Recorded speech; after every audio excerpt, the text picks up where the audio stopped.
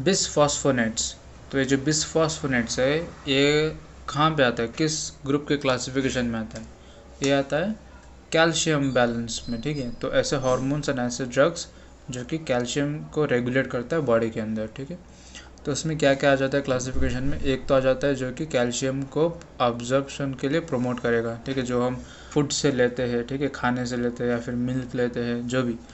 तो इंटेस्टाइन से जो ऑब्जर्व होगा, ठीक है, तो उसको प्रमोट करेगा, जैसे कि विटामिन डी, जिसके अंदर आ जाएगा कोलेकैल्सिफेरॉल, कैल्सिट्रियोल, अल्फा कैल्सिडोल, डाइहाइड्रोटेस्टोस्टेरोल। फिर आ जाएगा हाइपर कैल्शियमिक हार्मोन, जो कि कैल्शियम के लेवल को बढ़ा देगा, किसके अंदर? ब्लड के अंदर, जैसे कि पैराथायरॉयड हार्मोन, फिर टेरिपैराटाइड। देन आ जाएगा हाइपोकैल्शियमिक हार्मोन, जो कैल्शियम लेवल को ब्लड से कम कर देगा, ठीक है, जैसे कि कैल्सिटोनिन। फिर आ जाएगा calcium sensing receptor agonist, calcium को सेंस करने का, ठीक है, कैल्शियम सेंसिंग रिसेप्टर एगोनिस्ट, जैसे कि सिनाकैल्सेट। इनहिबिट्स बोन रिसॉर्प्शन, जो कि आज का हमारा टॉपिक है, जिसमें आ जाएगा बिसफॉस्फोनेट्स। तो ये क्या करता है, जो बोन की जो रिसॉर्प्शन है उसको रोकता है, ठीक है। जैसे कि बिसफॉस्फोनेट्स में 3 जनरेशन आ जाएगा, first generation, second and third. First generation में एटीड्रोनेट एंड इसका जो सफिक्स है जो वो आ जाएगा ड्रोनेट।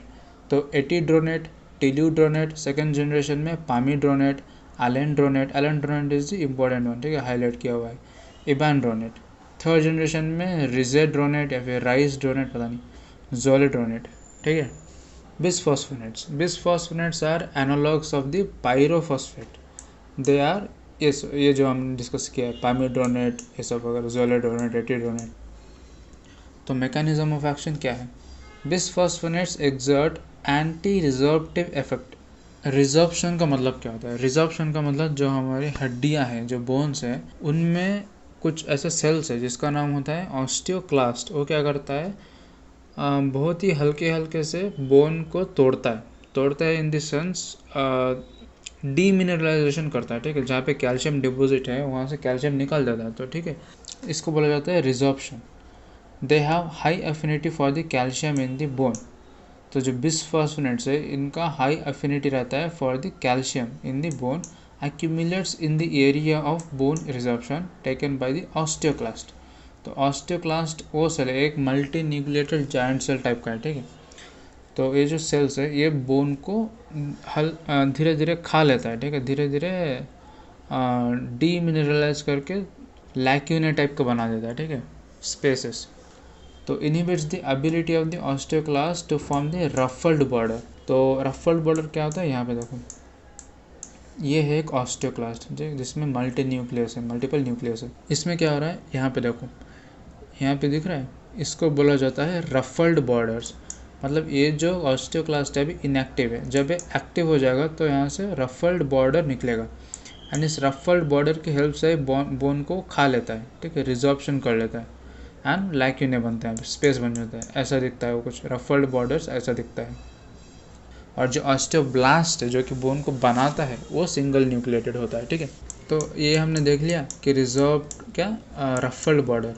तो क्या हो रहा है, जो बिसफॉस्फोनेट्स है वो ऐसे जगह पे जाकर डिपॉजिट कर रहा है जहाँ पे कैल्शियम ज़्यादा है, जो कि ऑब्वियसली बोन है, एंड वहाँ पे एक्यूमुलेशन कर रहा है कहाँ पे, जहाँ पे बोन का रिजर्प्शन चल रहा है। और उसके बाद ऑस्टियोक्लास्ट उसको ले लेता है, inhibits the ability of the osteoclast to form the ruffled border and promotes their apoptosis. और इन जो सेल्स है ये मर जाते हैं, ठीक है, एपोप्टोसिस हो जाता है उनका। तो अगर ऑस्टियोक्लास्ट नहीं होगा तो बोन को रिजॉर्व करने के लिए भी कोई नहीं होगा, ठीक है। तो इसकी वजह से हायर ब्लड कैल्शियम लेवल को भी कम किया जा सकता है। Interfere with the mevalonate pathway of the cholesterol synthesis. और ये जो ऑस्टियोक्लास्ट है ना, इनको एक्टिवेट होने के लिए या फिर इनको प्रॉपरली काम करने के लिए इनको मेवालोनेट पाथवे की ज़रूरत पड़ती है। और ये मेवालोनेट पाथवे क्या है, कोलेस्ट्रॉल सिंथेसिस का पाथवे है which is required for the normal function of the osteoclast. तो ये जो पाथवे है, इस पाथवे से एक चीज़ बनता है जिसका नाम होता है आइसोप्रेनॉइड intermediates.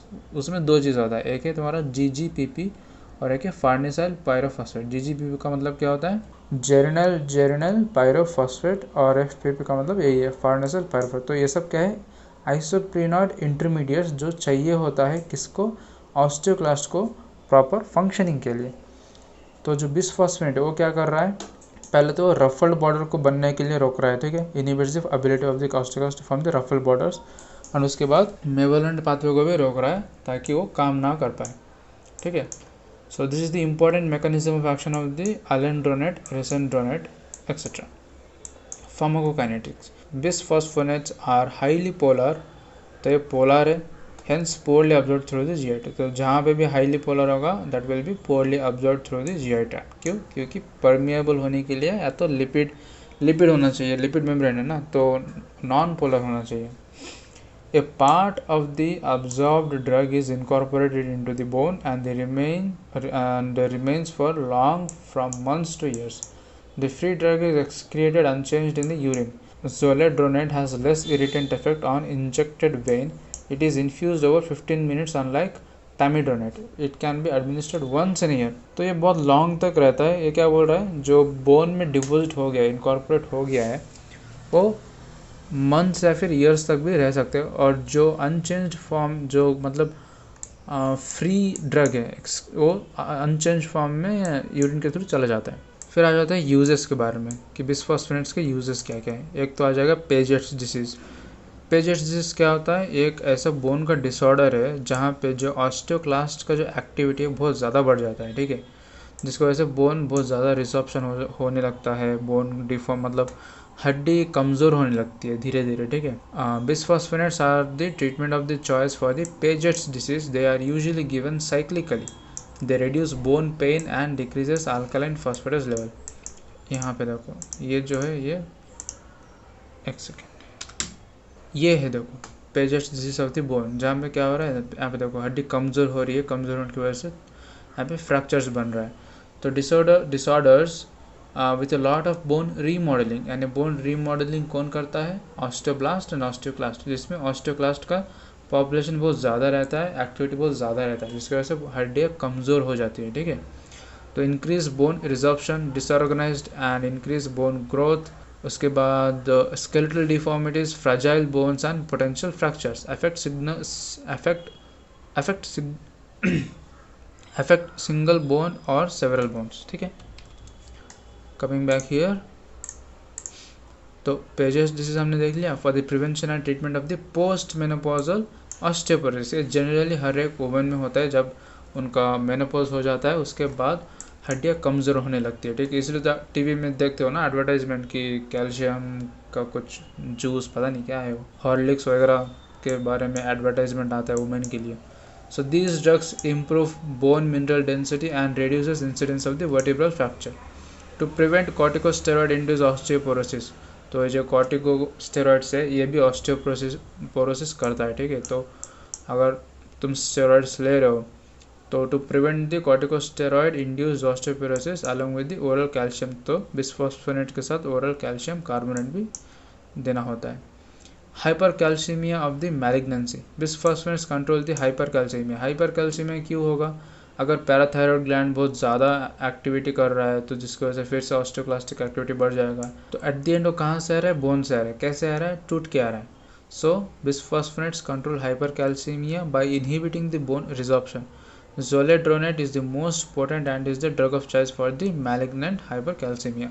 Bisphosphonates are also useful to control hypercalcemia. तो वही तो चीज़ है ना, वही तो हम पढ़ रहे हैं तब से। Bisphosphonates are the useful to control hypercalcemia of the hyperparathyroidism. To relieve pain of the lytic bone lesions. ऐसे lytic bone lesions इसमें भी मिल जाता है तुम्हारा मल्टीपल माइलोमा वगैरह। Adverse effects क्या है, Adverse effects they include nausea, vomiting, diarrhea, ये तो होता ही है। Heartburn, oesophagitis, peptic ulcer, fever, myalgia, ठीक है, मसल में पेन, हाइपोकैल्सीमिया, हाँ हाइपोकैल्सीमिया, अगर तुम ज़्यादा ले रहे हो तो हाइपोकैल्सीमिया होगा। फिर headache and skin rashes. Empty stomach with plenty of water, अच्छा, oral bisphosphonate should be taken on empty stomach with plenty of water and the patient should remain upright for at least 30 minutes to prevent esophagitis. Flu-like symptoms can occur on parenteral administration. Rarely osteonecrosis of the jaw may be occur. ठीक है, तो ये था बिसफॉस्फोनेट्स।